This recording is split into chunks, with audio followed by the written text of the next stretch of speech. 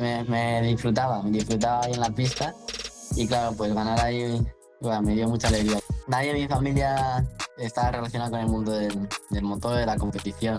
Solo puedes entrenar con motos que se puedan vender, es decir, motos de calle. No puedes entrenar con ningún prototipo, tienes que confiar bastante en ti, entonces tampoco creerte que está fácil, pero eso, no hacerte pequeño.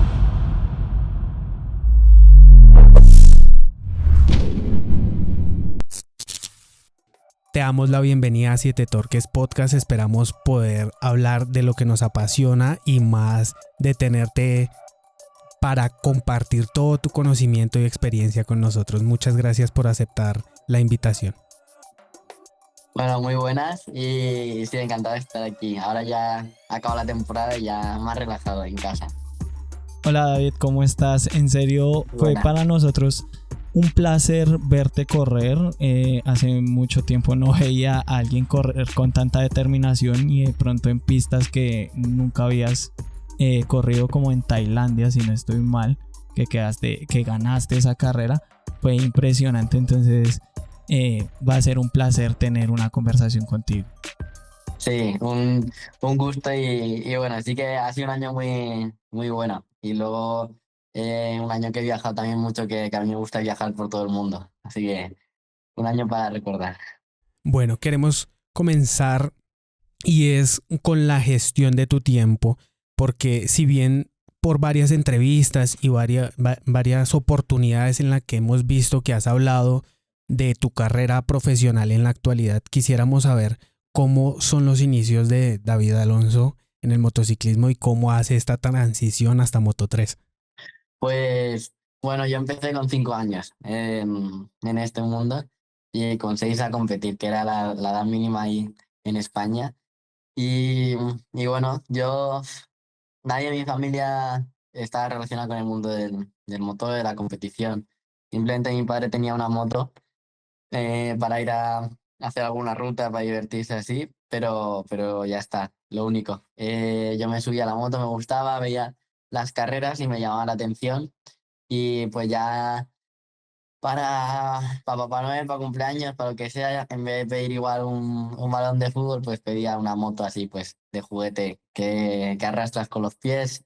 Me iba gustando y luego me dieron la oportunidad de mis padres de probar en una escuela, KSB Sport, allí en Madrid, a los 5 años. Como tal, nosotros sabemos que la puerta para el motociclismo mundial es España. Y qué bueno que hayas nacido en España, porque tienes la oportunidad de ser tan joven y haberte enfrentado a motos como la NSR 250, creo que es de la European Talent Cup, donde fuiste Mm. campeón. Entonces, ¿cómo es la transición de esa Honda a la Gas Gas del Aspar? Sí, eh, bueno, en este caso, lo primero que has dicho, sí, el motociclismo es, es bastante fuerte en España e Italia, y en este caso, como por ejemplo el baloncesto Estados Unidos. Entonces, en esa parte, pues he podido formarme en varios campeonatos de buena forma, y luego ya, pues ahí va subiendo poco a poco de categoría. Eso, gané la European Talent Cup 2020. Luego ya pasé a Red Bull MotoGP Rookies Cup, que es una Moto 3, más parecida a la Gas que de ahora, pero con menos potencia. Y luego gané ese campeonato y subí a la misma Moto 3 del Mundial, pero en el Mundial Junior. Entonces es el último campeonato antes del Mundial, de terminar de formar antes de subir. Y entonces esos han sido los pasos, hasta ya en mi primer año en el Mundial. ¿Cómo es la gestión académica tuya, la convencional, la del colegio, la de la escuela, con tu carrera deportiva? ¿Cómo se gestiona eso? ¿Cómo se gestionan los viajes por el planeta? Claro, es que, por ejemplo, la ESO, ¿sabéis qué es o no? No, O, ¿podrías explicarnos, por favor? claro, claro, es que claro, va diferente. Entonces, primaria, ¿sí? ¿O Sí, no? sí, sí, Vale, sí. Sí. pues tenemos 6 cursos de primaria aquí en España y luego hacemos 4 de la ESO, que ya es como el instituto. Ok, sí. Ya son los mayores, ¿no? Que decimos. Y de ahí, y luego aquí acabas. Ok, 6 de primaria, 4 de la ESO, obligatorio. Y de ahí luego ya tienes 2 de bachillerato, pero eso ya es opcional, que son los 2 años previos antes de entrar en una universidad. ok. Ok. Entonces, pues yo iba haciendo todos los pasos y bueno, mis padres como primero tenía que sacar buenas notas antes de subirme a la moto siempre. Entonces, eso lo tenía que tener al día, pero ya pues terminé el transcurso obligatorio hasta el cuarto de la ESO, hasta el último año. Y el primer año mundial tenía que hacer el primer año de bachillerato, que ya es de cara a una universidad. Entonces ahí no podía compaginarlo. No había medios porque estamos prácticamente todo el año viajando y no había forma de poder hacerlo ni online ni nada. Entonces siempre quería hacer algo y me metí a idiomas. Entonces estudio inglés, alemán e italiano Oye, ahora. qué bueno porque creo que en el mundial hay muchos técnicos, tanto españoles como italianos, y una pequeña parte que viene de Reino Unido, de Inglaterra. Entonces, también cómo tú te preparas para poder tener esa comunicación asertiva con tu técnico y decir, comunicarle las sensaciones que tienes sobre tu moto. Sí, como has dicho, por ejemplo, mi equipo técnico es todos italianos. Son todos italianos y me van enseñando. eh, entonces es muy importante los idiomas. Luego, inglés tienes que saber para comunicarte con todos. Y bueno, en mi caso también la casa de KTM, toda la, toda la familia KTM, Gas, hablan, al final son austriacos y hablan alemán. Entonces, pues también, ese también es importante. Claro, veo que todo finalmente te ha llevado a conectar con tu carrera profesional. Ahora, entrándonos ya más a lo deportivo, quisiéramos saber cómo funciona un equipo de carreras profesional y cómo se divide dentro del campeonato. ¿Me hago entender cómo funciona y cómo es la estructura de tu equipo de carreras? Bueno, tenemos, por ejemplo, la estructura en mi caso, ¿no? Un piloto del mundial en nuestro equipo, o sea, en el Aspar Team. Tienes 2 mecánicos, eh, un técnico, un telemétrico, eh, un hombre que se encarga de las ruedas. Luego, en este caso tenemos a Nico Terol, que es el director deportivo y pues también nos asesora un poco y nos guía. Luego el técnico de suspensiones y un técnico de KTM. Entonces son 8 personas para un piloto. Y la parte, Entonces, y la parte física y mental, ¿eso es otro equipo? ¿Cómo trabajas esa parte tú? bueno, en nuestro caso, la parte mental, tenemos un psicólogo deportivo en el equipo. Entonces, básicamente es pues una persona con quien hablar tranquilamente. Y luego ya la parte física, o sea, la parte de entrenos, todo, dijéramos que eh, no te implantan nadie, sino que tú lo haces por libre. Entonces pues por ahí te buscas afuera pues un entrenador personal o para entrenar o lo que sea, pero eso ya sí que el equipo no te lo pone. A mí me gustaría saber tú cómo te entrenas a diario, porque no creo que tengas la Moto 3 a disposición, sino en qué moto Ah, entrenas, cuál es tu rutina diaria para llegar al nivel que tienes y mantenerlo, que es lo más difícil. sí, Moto 3 es muy cara, la moto de carrera, imposible. Y luego hay una norma en el campeonato del mundo, entonces solo puedes entrenar con motos que se puedan vender. Es decir, motos de calle. No puedes entrenar con ningún prototipo, a no ser que sea diferente cilindrada. Entonces, el caso es que hay unas normas que no puedes entrenar con cualquier tipo. O sea, aunque tuvieras la opción de entrenar con una Moto 3, no podrías.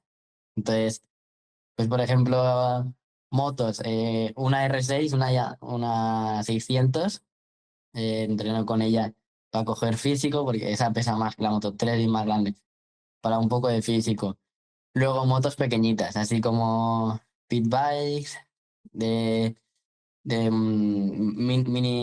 mini motas, Sí. así para, para un poco de técnica.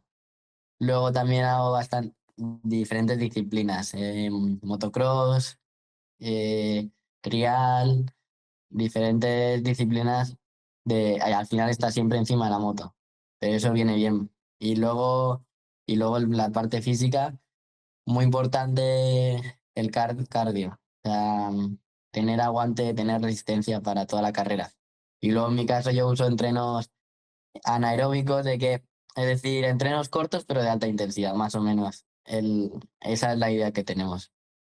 Fascinante todo esto. ¿Cómo las otras disciplinas hacen que mejores sobre la disciplina principal, que es la motovelocidad? ¿Cómo el motocross y el trial te complementan? Claro, es muy diferente. Entonces, primero todo lo usamos, por ejemplo, ahora en pretemporada. Llevas desde marzo hasta noviembre corriendo casi prácticamente todas las semanas con la moto de carrera. Entonces, para desconectar un poco y despejar la mente, te subes a una moto de motocross que sigues en moto, pero totalmente diferente.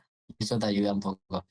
Y luego, pues por ejemplo, el motocross es más físico, entonces te ayuda a tener más aguante. Luego, cuando pasas a la velocidad, en el trial coges técnica.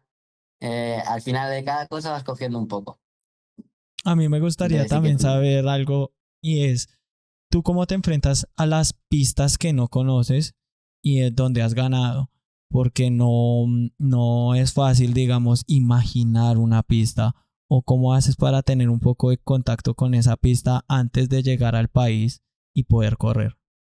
pues por ejemplo, este caso en este año lo que está haciendo, bueno, yo no me gusta jugar de la Play, o sea, no juego a la Play ni nada de eso. Entonces yo en mi caso pues veía carreras de años anteriores y, y nada, me ponía a ver carreras para entender un poco la pista y luego ya cuando llegas ahí con el técnico, pues como tienen datos de años anteriores, mirar en qué marcha se hace esta curva, cómo se hace esto, como allí mirando un poco de datos y luego ya hasta que no lo pruebas no sabes bien cómo es, porque cambia de la tele a la pista, a estar encima de la moto rodando cambia.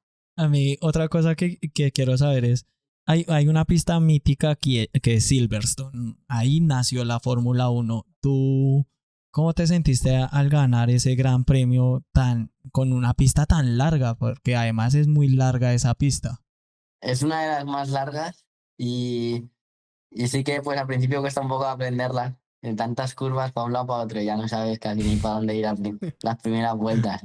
Pero me gustó desde el principio, me disfrutaba ahí en la pista y claro, pues ganar ahí bueno, me dio mucha alegría porque también de la forma que fue y todo, entonces bueno, ese circuito se me queda grabado.